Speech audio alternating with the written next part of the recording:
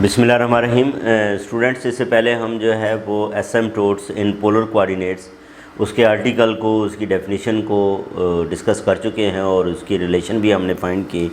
और वो रिलेशन ये थी कि P जो है वो किसके इक्वल है। P is equal to A sine alpha minus theta. ठीक है, अब इसमें P जो है वो किसके इक्वल था, limit theta approaches to alpha, limit और R square D theta over D R, ये हमारे पास क्या था, P था। अब ये अल्फ़ा क्या है, अल्फ़ा वो वैल्यू है जिस पे हमारे पास R जो है वो क्या है, अल्फ़ा वो वैल्यू है जिस पे R is equal to infinity when theta is equal to alpha. ठीक है, यानी कि जब हमारे पास जो है वो R इन्फिनिटी के इक्वल है तो उस वक्त जो एंगल होगा, ठीक, उसको हम जो है वो क्या कहेंगे, अल्फ़ा कहेंगे। और ये बेसिकली एसिम्पटोट की जो डायरेक्शन है उसको डिफ़ाइन करता है। तो ये स्टूडेंट्स हमारे पास जो है वो क्या होगी, इसको फाइंड करने की जो है वो तरतीब होगी। इस तरतीब से हम जो है वो इसको फाइंड करेंगे। ये जो मैंने A लिखा है यहाँ पे R है, P is equal to R sine alpha minus theta, और P की वैल्यू जो है वो किसके इक्वल है, R square D theta over D R, और R हमारे पास infinity when theta is equal to alpha. अच्छा, अब यानी कि अल्फ़ा की वैल्यू जो है वो हमें R को इन्फिनिटी दे रही है। अब यहाँ पे हमने देखना है स्टूडेंट्स के हमारे पास जो गिवन कर्व है वो क्या है। गिवन है R is equal to A tan theta, ये गिवन है। सबसे पहले हम थीटा की वैल्यू देखेंगे कि when R is equal to infinity, तो यहाँ से R किसके इक्वल लिखा जा सकता है, A sine theta over cos theta है।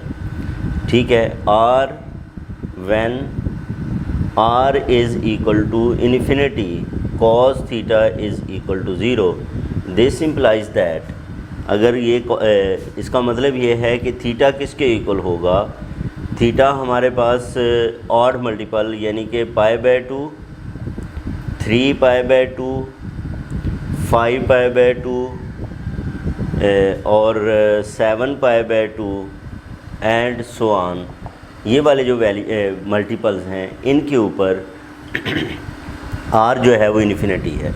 इसमें अगर हम देखें स्टूडेंट्स, तो ये जो पहली वाली वैल्यूज़ हैं इसके बाद ये वैल्यूज़ रिपीट होना शुरू हो जाती हैं। यानी कि हम π/2 में 2π को ऐड करें, ठीक है, तो वो किसके इक्वल आता है, 5π/2 आता है। जैसे अगर मैं यहाँ पे इन एंगल्स को जो है वो शो करूँ, तो एक एंगल हमारे पास क्या है, ये π/2 है और ये 3π/2 है। अब बाकी जो है वो यहाँ से लेके यहाँ तक ये देखें, ये π/2 है, ये फिर यहाँ से ये इसके अंदर 2π ऐड करें तो ये फिर π/2 है, इसके अंदर जो है वो ऐड करें तो ये आपके पास जो है वो क्या आ जाएगा, यानी कि ये पहला π/2 था, फिर हमारे पास जो है वो क्या आ गया, 5π/2 आ गया, फिर हमारे पास जो है वो क्या आ गया, 9π/2 आ गया एंड सो ऑन। तो इस तरह जो है ये एंगल्स चलते जा रहे हैं। इसी तरह इधर आएँ तो ये हमारे पास जो है वो एंगल क्या था, 3π/2 था, यहाँ से लेके यहाँ तक ये क्या था, 3π/2 एंगल था, ये 3π/2 है। अब अगली हम जो है वो बात करें तो यहाँ से ये एक साइकिल मुकम्मल करने के बाद ये फिर आ जाता है 7π/2, इसी तरह 11π/2 एंड सो ऑन। इसका मतलब मेन हमने जो वैल्यूज़ चेक करनी है वो π/2 के ऊपर चेक करनी है और 3π/2 के ऊपर वैल्यू को जो है वो चेक करेंगे, और बाकी तो डेफिनेटली सेम ही हैं। अब एक हमारे पास वैल्यू क्या है π/2 और दूसरी जो है वो 3π/2 एंड सो ऑन, यानी कि ये अल्फ़ा हो सकता है। तो थीटा हमने अल्फ़ा जो है वो डिफ़ाइन कर लिया। अब हम इधर आएंगे, हमें D theta over D R चाहिए, इसे आर से मल्टीप्लाई करके इन वैल्यूज़ के ऊपर इसकी लिमिट फाइंड कर लेंगे। अब r is equal to a tan theta है, यहाँ से d r over d theta ये या जो है विद रिस्पेक्ट टू आर इसका डिफ्रेंशिएट करें तो ए 1 tan का डेरिवेटिव क्या होता है सीकेंड स्केयर थीटा और साथ आ जाएगा D theta over D R. हमने इसको डिफ्रेंशिएट किया है विद रिस्पेक्ट टू आर। अच्छा, अब यहाँ से ये क्या बन जाएगा 1 ओवर, ये क्या आ जाएगा 1 over a second square theta is equal to d theta over D r, यानी कि d theta over D r that is equal to 1 over a cos square theta.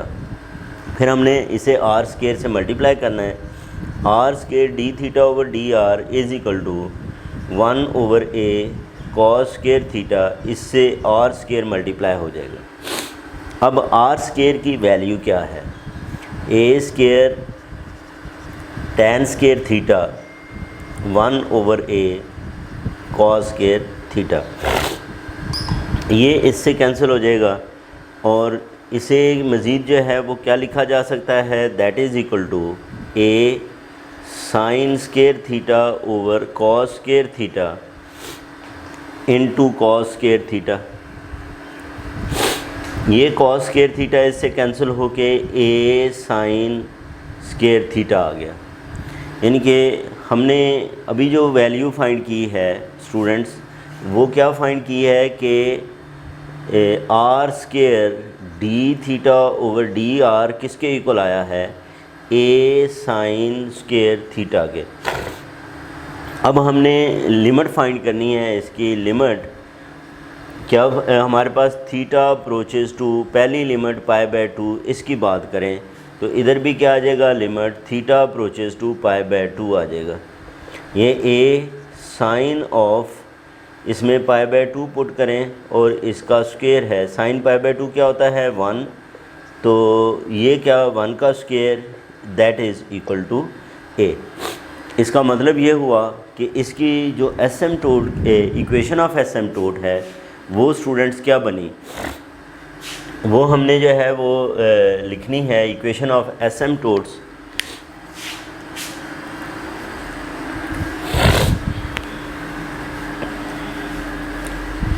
अब ये क्या बना, ये इक्वेशन ऑफ एसिम्प्टोट है P is equal to are sine alpha minus theta. अब P हमारा ये P है, ये क्या है ये P है जो कि A के इक्वल आया है।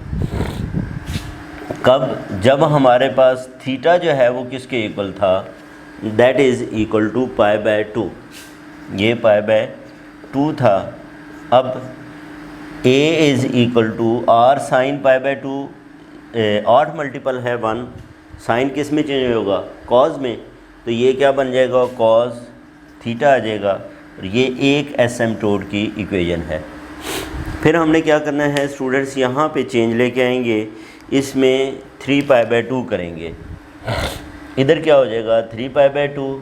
फिर ये आप लोग अगले स्टेप में करोगे 3π/2 पे इसकी वैल्यू माइनस होती है, लेकिन -1 का स्क्वायर होने की वजह से ये क्या हो जाएगी प्लस ही हो जाएगी। तो इस तरह स्टूडेंट्स इसके लिए अगर हम इक्वेशन लिखें तो क्या लिखी जाएगी P is equal to are sine alpha minus theta, तो P A है, आर साइन अल्फ़ा जो है वो हमारे पास आया है 3π/2 माइनस थीटा।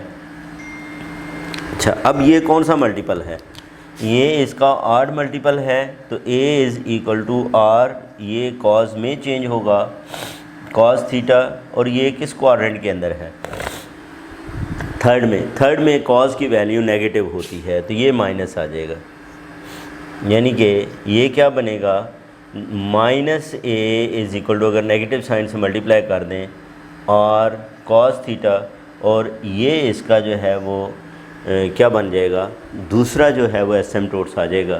तो इस तरह स्टूडेंट्स इसके जो है वो दो एसिम्पटोट्स हैं, एक है a is equal to r cos theta और दूसरा है a is equal to minus r cos theta. ये दो एसिम्पटोट्स जो हैं वो रिक्वायर्ड एसिम्पटोट्स थे। तो इस तरह हम स्टूडेंट्स इसके एसिम्पटोट्स जो हैं वो फाइंड किया करेंगे।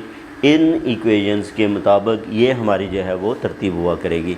तो ये थी स्टूडेंट्स एग्जांपल नंबर 7। इसके बाद नेक्स्ट वीडियो के अंदर हम डिस्कस करते हैं एग्जांपल नंबर 8 को।